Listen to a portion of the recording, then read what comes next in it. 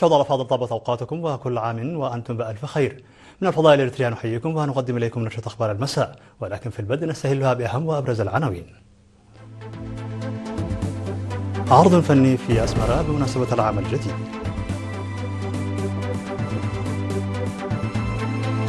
إدارة الإقليم الأوسط تغير أنشطتها لعام 2025.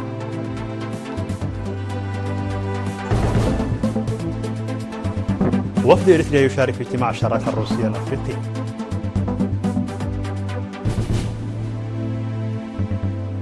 فرار مئات المدنيين إثر معارك بين جيش الكونغو الديمقراطية والمتمردين.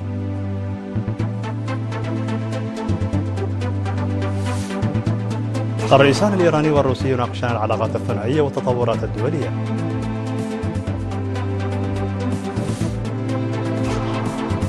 وزير الخارجية الصيني يؤكد التصدي بقوة لمبيعات الأسلحة الأمريكية لتايوان.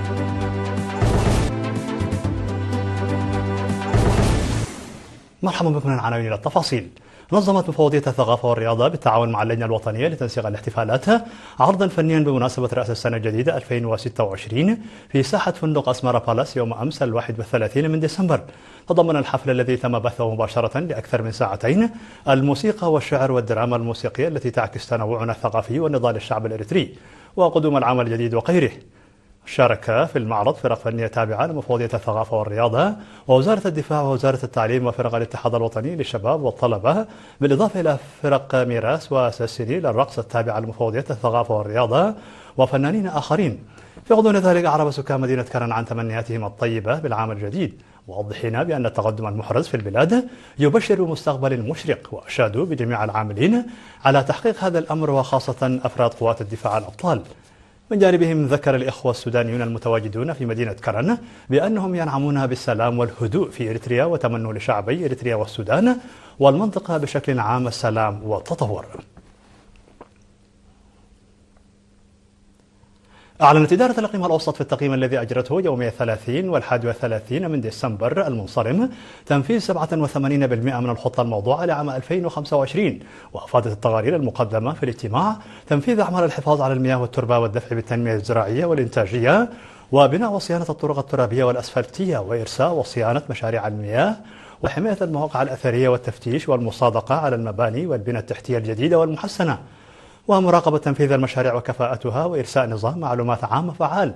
وأوضح الاجتماع اتخاذ خطوات للتخفيف من النقص في مجال التعليم وتنظيم دورات تدريبية لتنمية قدرات الشباب والعمل على ضمان توفير مياه الشرب ومكافحة العادات الضارة. ودعا المشاركون إلى التسريع بتنفيذ البرامج المهمة التي لم يتم تنفيذها على مستوى الإقليم وإيجاد حلول لمشكلة النقل العام وتعريش الجسور. واقترحوا تنظيم دورات تدريبية حسب الحاجة لتعزيز فعالية الموظفين وبذل جهود أكبر لمكافحة المكيفات والعادات الضارة وتقوية حملات التوعية في أوساط الشعب. وأوضح المدير العام لإدارة الإقليم الأوسط السيد زرعي تولي برهان في ختام الاجتماع نقاط القوى والضعف في البرامج والخطوات المتخذة لمعالجتها، وفصل الخطط الموضوعة لعام 2026.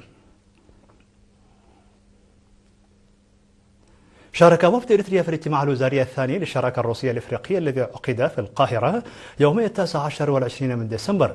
وقال وزير الخارجية الروسي سيرجي لافروف في كلمته خلال الاجتماع الذي افتتحه وزير الخارجية المصري الدكتور بدر عبد العاطي أن روسيا مستعدة للتعاون مع الدول الإفريقية في مختلف المجالات.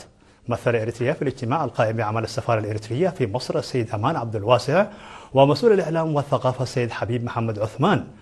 من ناحية ثانية عقد سمينار يوم 28 من ديسمبر للإريتريين في القاهرة حول عمل الخدمات القنصلية والمنظمات. وقدم القائم بعمل السفارة الإريترية في مصر السيد أمان عبد الواسع سير الخدمات القنصلية للسفارة، بينما شرح مسؤول الشؤون العامة والمجتمعية السيد محمد نور إدريس شرح برامج عمل المنظمات الوطنية. من جهة أخرى عقد قنصل إريتريا العام في فرانكفورت بألمانيا السيد كبرآب تخصي ومسؤول الشؤون العامة والمجتمعية السيد طعام هايلي سمينارا يوم 20 من ديسمبر في كولونيا حول الوضع الحالي في العالم ومنطقة القرن الإفريقي وأولويات شعب وحكومة إريتريا، بالإضافة إلى دور ومساهمة الإريتريين في ضمان السيادة وبناء الوطن. وأكد المشاركون على استعدادهم للإيفاء بالمتطلبات والوقوف دوما إلى جانب شعبهم وحكومتهم. عقدت اللجنة التنفيذية للكونفدرالية الوطنية للعمال اجتماعها التقييمي السنوي في أسمراء يومي 29 و30 من ديسمبر، وتم في الاجتماع الذي قدمت فيه تقارير أقسام التنظيم وعلاقات العمل والعلاقات الخارجية والإدارة والمالية وتنمية الموارد البشرية والعاملات والعمال الشباب والعلاقات العامة مناقشة خطة العمل لعام 2026. وأفادت التقارير بأن عدد المؤطرين الجدد زاد بنسبة 18%، فضلا عن تنظيم دورات تدريبية تركز على السلامة الصحية والمهنية لرفع مستوى وعي الموظفين وأصحاب العمل، واتخاذ مبادرات ناجحة لتعزيز العلاقات الدولية وإقامة علاقات مع اتحادات مهنية جديدة والتنسيق مع مختلف الشركاء وتنفيذ برامج لتعزيز قدرات الأعضاء والموظفين وتخريج 150 موظفا تلقوا تدريبا لمدة 3 أشهر في 8 مجالات بمركز التدريب المهني للعمال في مصوع. بالإضافة إلى ذلك تم إنجاز العمل في الأقاليم بالتركيز على التوعية وبناء القدرات، فضلا عن بذل الجهود لتقوية قدرات العضوات والعاملات.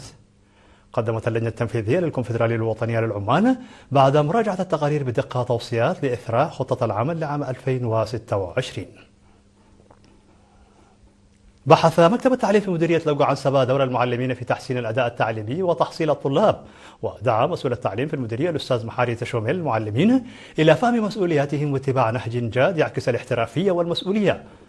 من جانبه ذكر سكرتير الجبهة الشعبية للديمقراطية والعدالة في المديرية السيد برهان سقاي المعلمين بضرورة أن يكونوا قدوة حسنة من خلال انضباطهم وتفانيهم، حيث أن نتائج الطلاب تتأثر بالجهود الفردية والجماعية للمعلمين. واقترح المعلمون من جانبهم الدفع باللقاءات المماثلة ومعالجة التأخير في بدء العام الدراسي وتناوب المعلمين وتعيين معلمي الثقافة والرياضة. مشاهدينا الفاضل، كانت هذه الأخبار الداخلية. فاصل قصير ونوافيكم بالأخبار العالمية، بقوا معنا.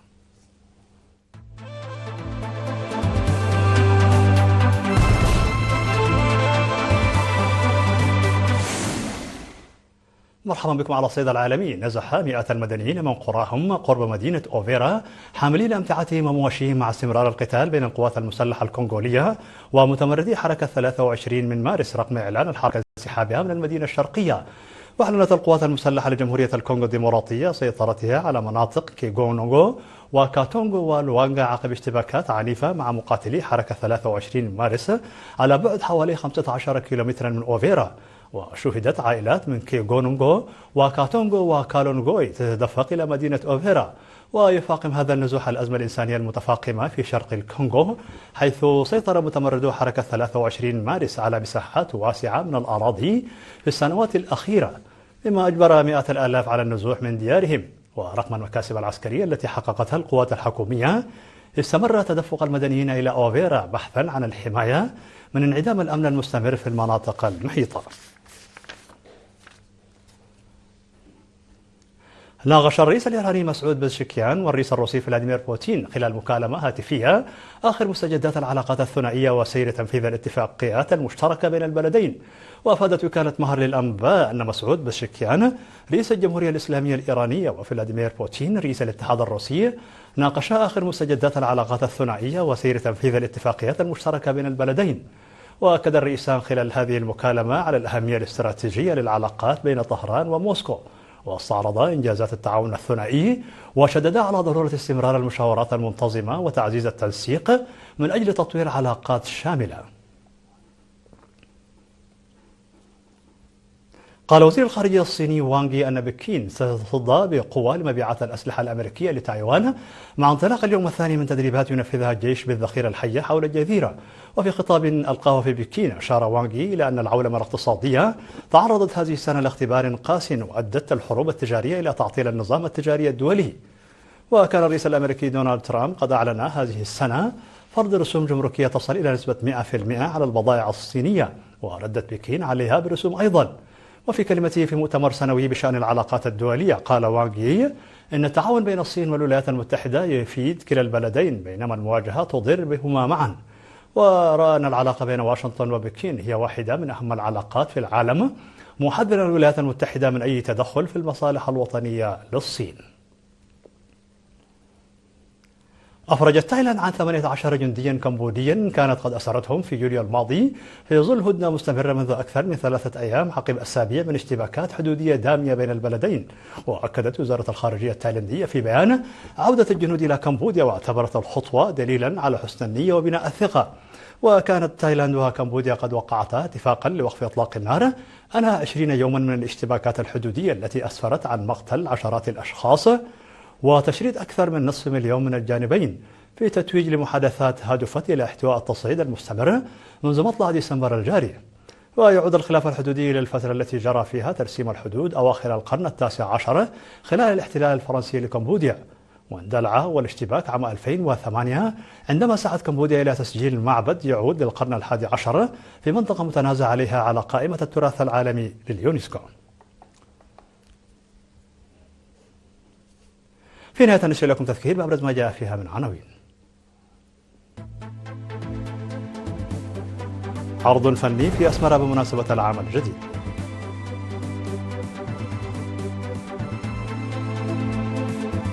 إدارة الإقليم الأوسط تقيم أنشطتها لعام 2025.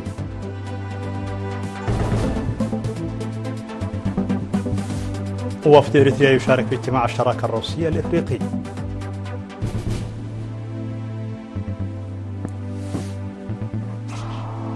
فرار مئات المدنيين إثر معارك بين جيش الكونغو الديمقراطية والمتمردين. الرئيسان الإيراني والروسي يناقشان العلاقات الثنائية والتطورات الدولية. وزير الخارجية الصيني يؤكد التصدي بقوة لمبيعات الأسلحة الأمريكية لتايوان. مشاهدينا الأفاضل، بهذا نكون قد وصلنا بكم إلى نهاية النشرة. شكرا على حسن المتابعة، دمتم بألف خير.